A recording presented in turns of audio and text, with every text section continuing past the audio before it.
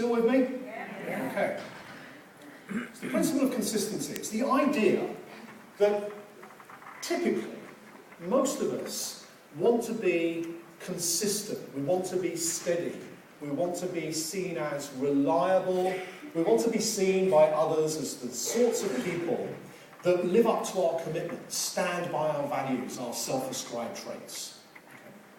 It's what we want people to think about when they think about us.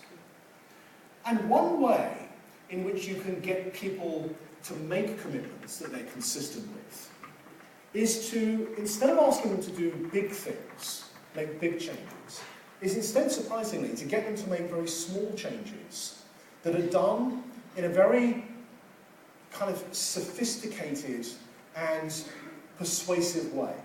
I want to give you an example. My understanding is that as an industry, you suffer from a challenge which is described as the no-show challenge. Is that right? Yeah. These are people that book an appointment to the spa or the hair salon or whatever the case may be, and then for whatever reason fail to show up. Okay? All right? 1% of them, as we know, die, so they've probably got a valid excuse. But we know that there's a large number out there that, don't have such an excuse. What things could we learn from the science of persuasion that might increase the likelihood that when someone makes an appointment, they'll actually turn up to it? Well, let me describe to you a study that we did, it's me and my team, in the UK, in a different setting, okay? In a setting where no-shows are even more important. Again, it's the National Health Service.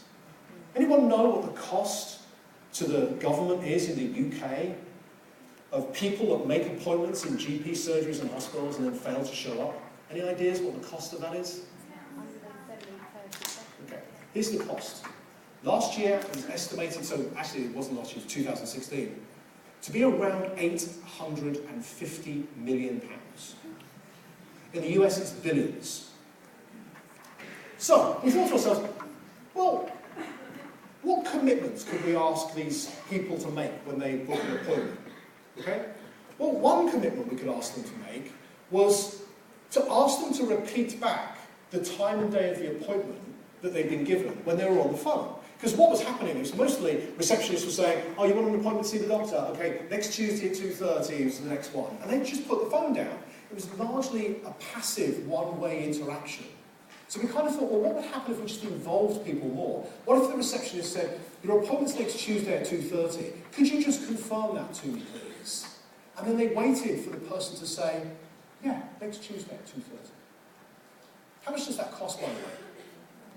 Zero. It doesn't cost anything. It takes an extra second or two. And here's what we measured. We measured a 3.5% reduction in no-shows. That doesn't sound a lot, but again, put this into perspective. A 3.5% reduction of an £850 million problem, that's big money.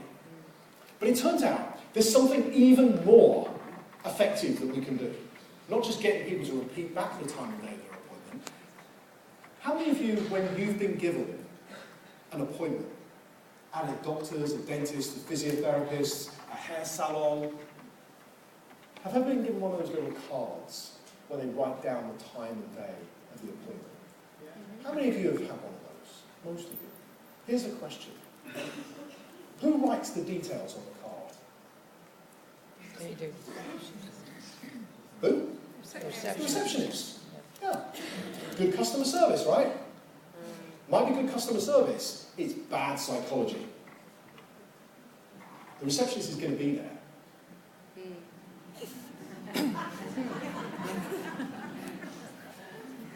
What do you think we did? What did we ask the receptionist to do?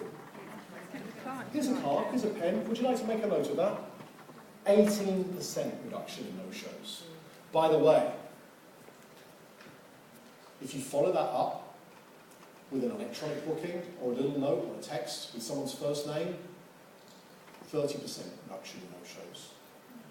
This is where the Phorest system comes in as well. You can combine these effects. Okay? So there's a couple of insights for you. I want to give you one more. How many of you run loyalty programs? Or, yeah, what do you? Okay. Do they look something like this? Sorry? Okay, Phorest maps and things. Well, the principle I think remains true here. How many of you have got one of these in your wallet? Maybe you've been given by a coffee shop and things like this. Okay? So here's the deal. In order to influence people to be more loyal, you get people to, each time they buy a cup of coffee or each time they make a purchase, you get a stamp.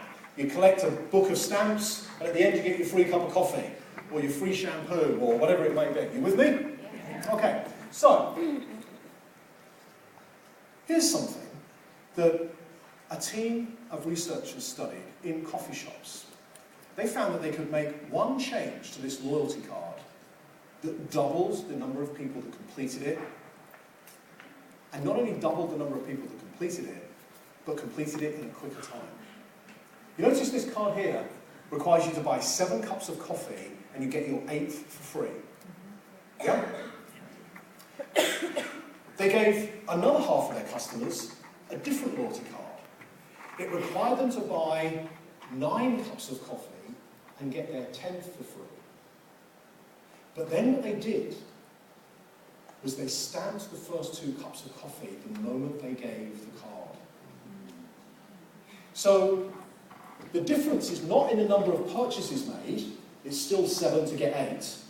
The difference is whether the loyalty scheme is a blank card or a card that's already started. And let me tell you something about human commitment. We are much more likely to complete tasks and goals that have been started than those that haven't yet begun. And here's the evidence. 17% of people that were given the card where they had to buy 7 and get their 8th for free, but it hadn't started, they started from scratch basically, 17% of them completed. But those that were given the head start, 34%, doubled loyalty. Here's the takeaway. When it comes to getting your customers, your staff, to make commitments, get them made actively, repeat back what's been agreed, ideally publicly and written down.